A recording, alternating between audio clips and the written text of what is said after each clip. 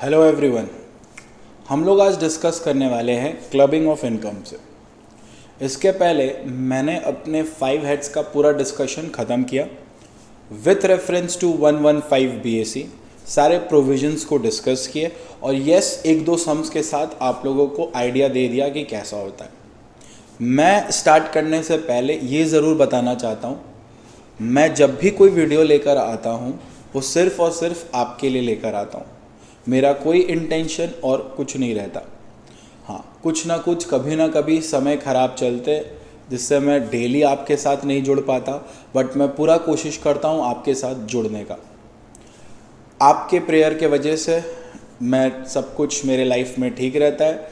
तो thank you आपको कि आप मेरे को इतना रिस्पेक्ट और दुआ के साथ मेरे को प्रोटेक्ट करके रखते हो।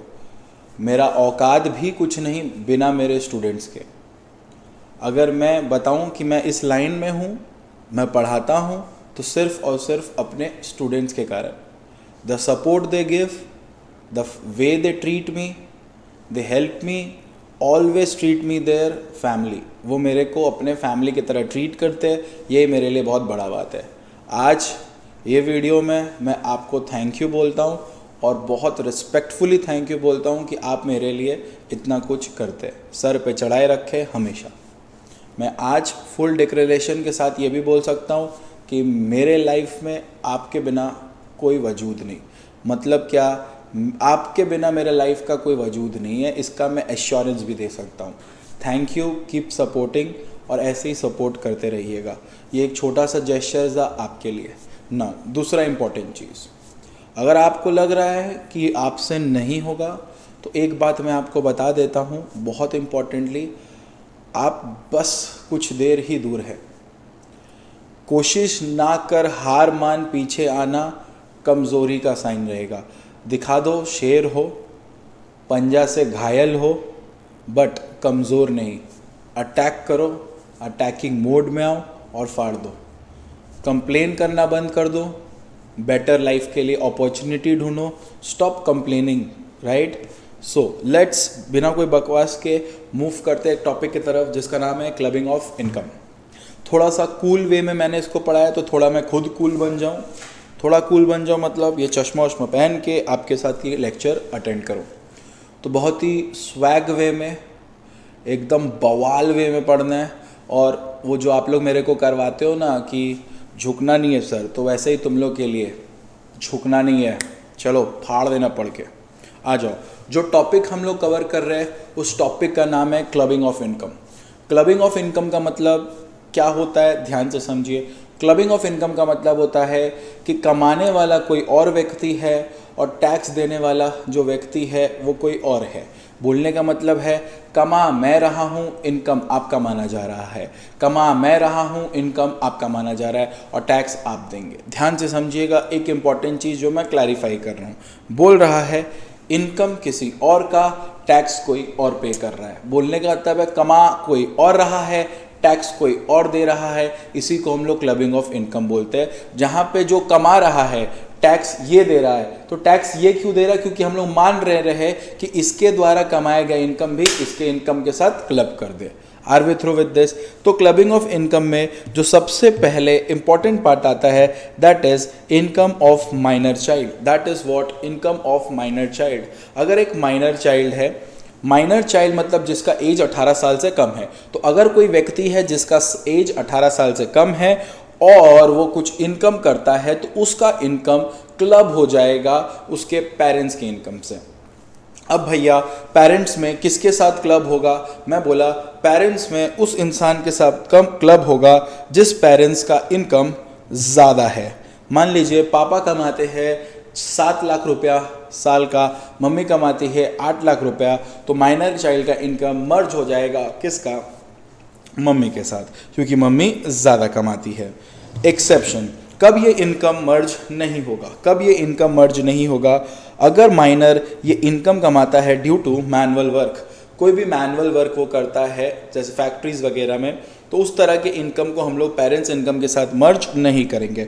नंबर 2, वो अपने स्किल एंड टैलेंट को यूज़ करके अगर इनकम कमाता है तो उसके इनकम को हम लोग मर्ज नहीं करेंगे।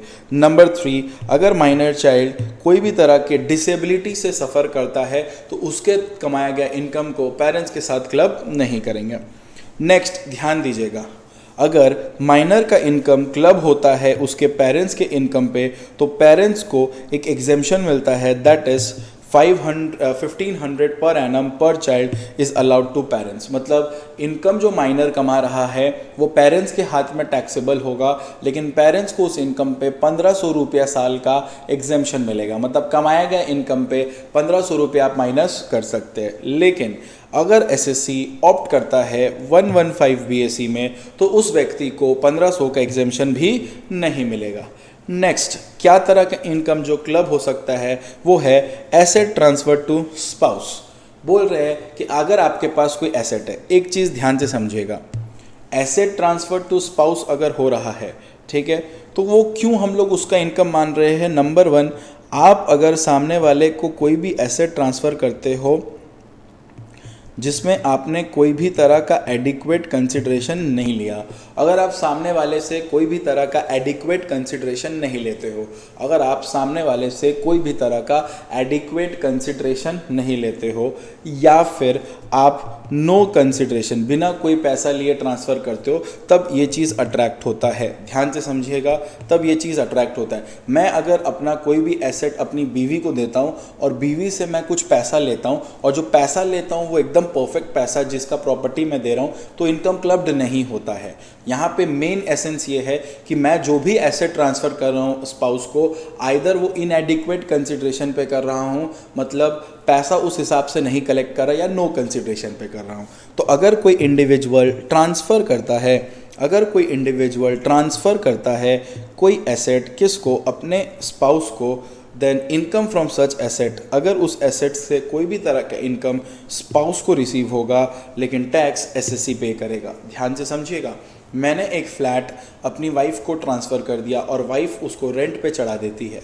रेंट से आने वाला इनकम भले ही वो प्रॉपर्टी हाउस का, भले ही वो प्रॉपर्टी स्पाउस का है, लेकिन वो जो इनकम आ रहा है रेंट से वो मेरे हाथ में टैक्सेबल होगा। रीज़न बीइंग्स, मैंने जो एसेट अपनी बीवी को ट्रांसफ़र किया उस समय मैंने उनसे कोई भी तरह का एडिक्वेट कंसिडरेशन चार्ज नहीं किया, इसलिए उस प्रॉपर्टी से आने वाला इनकम मेरे हाथ में क्लब्ड हो जाएगा और मेरे हाथ में टैक्सेबल हो जाएगा।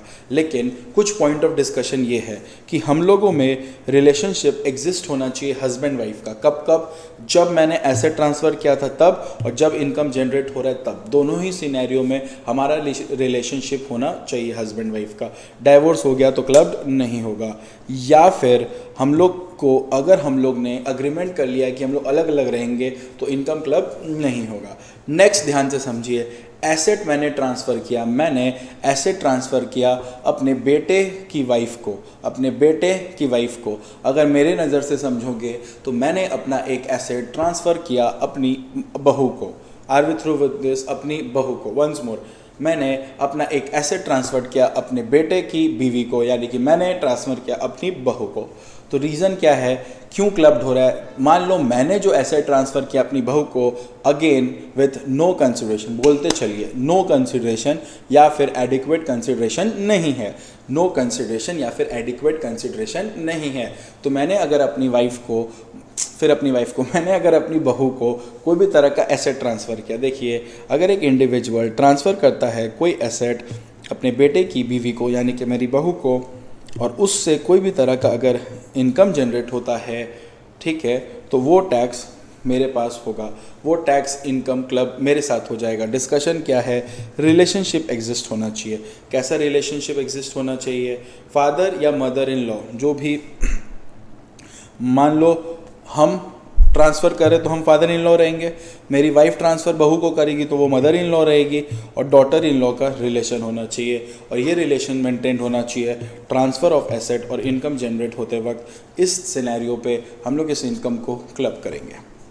नेक्स्ट, जो थर्ड सिनेरियो है, यहाँ पे हम लोग क्या देख रहे हैं कि एक एसेट ट्रांसफ़र किया जा रहा है to any person for the benefit of spouse या सन्स वाइफ। बोलने का मतलब है ये एक तरह का इनडायरेक्ट ट्रांसफ़र है, ये एक तरह का इनडायरेक्ट ट्रांसफ़र है। मैंने क्या किया, मैंने एक एसेट ट्रांसफ़र किया किसी और व्यक्ति को। मान लीजिए इसका बात करते हैं, आ जाओ।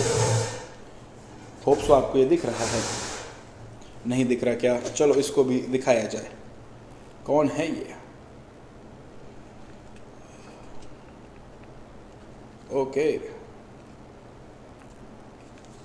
मान लीजिए मैंने ये एसेट ट्रांसफ़र किया इसको, ठीक है, ये एक दूसरा व्यक्ति है, मैंने इसको ट्रांसफ़र किया और इसको मैंने एसेट ट्रांसफ़र किया। मैंने बोला तुम इसको, मैंने अपना एसेट इसको ट्रांसफ़र किया और इसको ट्रांसफ़र ये क्यों किया, इसको जब भी मैंने कोई एसेट ट्रांसफ़र किया तो एकदम क्लियर वे समझो, मैंने इसको एसेट ट्रांसफ़र किया और इसको एसेट ट्रांसफ़र करने से बेनिफिट मेरी वाइफ को हो रहा है या मेरी बहू को हो रहा है, सन्स वाइफ को हो रहा है, तो क्लब मेरे ऊपर हो जाएगा।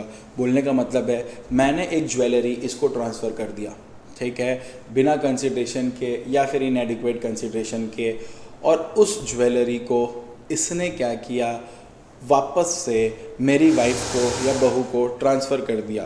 तो इससे क्या पता हुआ कि आपने इनडायरेक्ट ट्रांसफ़र किया है। आपने क्या किया है, बोलिए, इनडायरेक्ट ट्रांसफ़र किया है। और अगर आपने कोई भी तरह का इनडायरेक्ट ट्रांसफ़र किया है तो ये क्लब मेरे साथ ही हो जाएगा।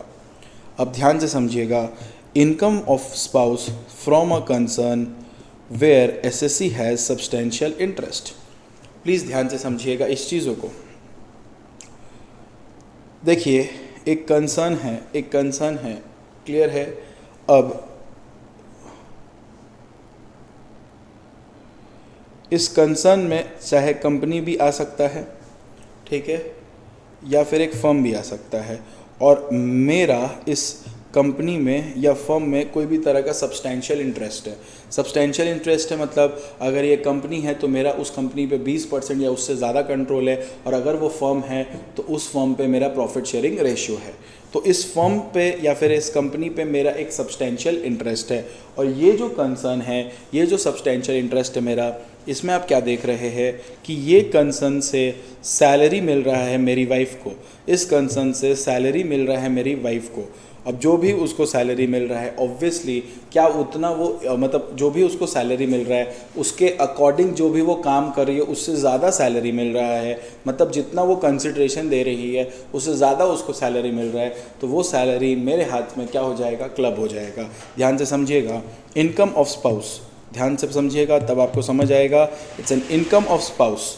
इनकम ऑफ स्पाउस कहाँ से, ये स्पाउस मेरी है, from a concern where SSC has substantial interest. तो एक ऐसा कंसर्न जिसमें मेरा इंटरेस्ट है, मैं इसमें 20%, अगर एक कंपनी है तो मैं इस पर 20% जितना वोटिंग पावर होल्ड करता हूँ, या फिर इस फर्म में मेरा प्रॉफिट शेयरिंग रेशियो है, देन इन दैट सिनेरियो अगर इस कंसर्न से इसको सैलरी मिलता है तो मेरे को प्रॉब्लम नहीं, बट जो सैलरी है वो नॉर्मल मार्केट रेट से उसको ज़्यादा में मिल रहा है तो उसको जो भी इनकम हो रहा है वो मेरे साथ क्लब हो जाएगा। I hope you are getting this guys, keep supporting. Next, income transfer without the transfer of asset. मैं इनकम ट्रांसफ़र करता हूँ लेकिन किसी भी तरह से एसेट ट्रांसफ़र नहीं होता। ध्यान से समझिएगा, अगर कोई इंडिविजुअल ट्रांसफ़र करता है कोई income without transfer of asset, then such income is taxable in the hand of transferor. बोलने का मतलब है कि मैं एक इनकम ट्रांसफ़र करता हूँ बिना कोई ट्रांसफ़र ऑफ एसेट्स के। एक सेकेंड, कॉल को अटेंड कर लें। चलिए, शायद हम लोग इधर ही थे। Asset income transfer without the transfer of asset. Income transfer होता है बिना ट्रांसफ़र ऑफ एसेट लिए। देन अगर कोई इंडिविजुअल ट्रांसफ़र करता है कोई इनकम बिना एसेट के ट्रांसफ़र किए हुए, then such income is taxable in the hand of transferor. मान लीजिए मेरा एक प्रॉपर्टी है जो मैंने एक ट्रस्ट को दिया है, ट्रस्टी एक ट्रस्ट को दिया, बोला आप प्लीज़ इसका ध्यान रखिए, और उस प्रॉपर्टी से आने वाला इनकम, उस प्रॉपर्टी से आने वाला इनकम मेरी वाइफ को मिलेगा। तो यहाँ पे इनकम ट्रांसफ़र हो रहा है, मैंने इनकम ट्रांसफ़र किया है, एक प्रॉपर्टी का एसेट ट्रांसफ़र नहीं किया, मैंने इनकम ट्रांसफ़र किया है सामने वाले पे कि वो रेंट मेरी वाइफ को देना, देन वो मेरे पास ही क्लब होगा। रिवोकेबल ट्रांसफ़र क्या होता है, एक ऐसा ट्रांसफ़र जिसका income is receive but tax is paid by transferor. Transfer is revoked after the death of beneficiary. Revocable transfer मतलब मैंने कोई प्रॉपर्टी आपको ट्रांसफ़र किया, लेकिन ये जो प्रॉपर्टी मैंने ट्रांसफ़र किया ये रिवोकेबल है, मतलब मैं कभी भी वापस आपसे ले सकता हूँ। इन दैट केस वैसे एसेट पे आने वाला इनकम मेरे ही हाथ में टैक्सेबल होगा। ठीक है। अब एसेट ट्रांसफ़र टू HUF बोलता है कि अगर कोई इंडिविजुअल ट्रांसफ़र करता है कोई asset to his HUF, then income from such asset is receive by HUF but taxable in the hand of transfer. बोलने का मतलब है मेरा कोई प्रॉपर्टी है जो मैं पर्सनली HUF को ट्रांसफ़र कर देता हूँ, और अगर उस एसेट को यूज़ करके HUF के हाथ में इनकम आता है, फिर भी वो मेरे हाथ में ही क्या होगा, टैक्सेबल होगा। Portion income from such asset receive by spouse shall be clubbed in the hands of transferor. Simple सा बात है, अगर वाइफ को मेरे को मिल रहा है ठीक है, बट पार्टीशन इनकम, मान लीजिए वो जो इनकम मैंने HUF को दिया प्रॉपर्टी, HUF उसे इनकम अर्न कर रहा है मेरे हाथ में, बट वो जो इनकम को भी डिवाइड करके दे रहा है, मेरे को कुछ मेरी वाइफ को भी कुछ, तो मेरी वाइफ वाला भी मेरे हाथ में ही क्लब हो जाएगा। कुछ फोकट का है, प्लीज़ ध्यान से समझिएगा। इनकम जो है वो इंक्लूड करता है लॉस को भी, इनकम जो है वो इंक्लूड करता है लॉस को भी, मतलब क्लबिंग ऑफ इनकम के साथ लॉस भी क्लब होता है। Any asset transfer is converted into other form, income derive from such converted asset shall be clubbed. बोलने का मतलब है मैंने आपको कोई एसेट दिया, उसको आपने किसी दूसरे फॉर्म में कन्वर्ट कर दिया, उस दूसरे फॉर्म को, जैसे कि मैंने आपको ज्वेलरी दिया, ज्वेलरी को बेच के आपने घर ले लिया, उस घर से अगर कोई भी तरह का इनकम डिराइव होगा तो भी वो मेरे पास ही क्लब होगा। अच्छा, क्रॉस गिफ्ट्स समझिएगा ध्यान से, क्रॉस गिफ्ट्स को समझिएगा ध्यान से। मान लीजिए एक व्यक्ति है मिस्टर अनिल, ठीक है, और उसकी वाइफ है मिस अनिल, ठीक है। उसी तरह से एक और व्यक्ति है जिसका नाम मिस्टर दिनेश है और उनकी वाइफ का नाम है मिसेस दिनेश। तो प्लीज़ ध्यान से समझिएगा जो मैं आपको समझाना चाहता हूँ। मान लीजिए अनिल ने क्या किया कि अनिल ने कुछ अर्न किया, अनिल चाहता है कि वो उससे अपनी वाइफ को कुछ गिफ्ट दे, लेकिन अगर वो अपनी वाइफ को गिफ्ट देगा तो पाया ये जाएगा कि भले ही वो पैसा अपनी वाइफ को दे रहा है, वो इनकम उसी के हाथ में क्या हो जाएगा, क्लब्ड हो जाएगा। वो इनकम उसी के हाथ में क्या हो जाएगा, क्लब्ड हो जाएगा। तो अनिल क्या करता है, वो गिफ्ट मिस दिनेश को दे देता है, मिसेस दिनेश को दे देता है 20 लाख रुपए का, और मिस्टर दिनेश को भी अगर अपनी वाइफ को देने का मन था तो वो इनकम मिसेस अनिल को दे देती है 10 लाख रुपए। तो लॉ बोलता है कि ध्यान से समझिएगा कि यहाँ पे भी इनकम क्लब्ड हो जाएगा, भले ही क्रॉस गिफ्ट्स हो रहा है, ठीक है। मिस्टर अनिल अपनी वाइफ को नहीं देके मिस दिनेश को देता है, मिसेस दिनेश को देता है, ताकि उसकी वाइफ में क्लब्ड ना हो, इनकम मतलब उसके हाथ में क्लब्ड ना हो। उसी तरह मिस्टर दिनेश जो गिफ्ट दे रहा है मिस्टर अनिल को, मिस्टर दिनेश जो गिफ्ट दे रहा है मिसेस अनिल को, वो इसलिए दे रहा है ताकि बाद में अगर मैं अपनी वाइफ को दूँ तो मेरे पास क्लब्ड ना हो। इन दैट सिचुएशन ये चीज़ को देखा जाएगा, और क्रॉस गिफ्ट को भी भले ही आप cross gift they but clubbed हो जाएगा एक दूसरे के इनकम के साथ। That's all for clubbing of income. आप बस इतना ही शिद्दत से इसको पढ़िएगा, एंड ट्रस्ट मी आपका क्लबिंग का चैप्टर्स यहीं पे समाप्त होता है। Thank you so much, keep learning, thank you.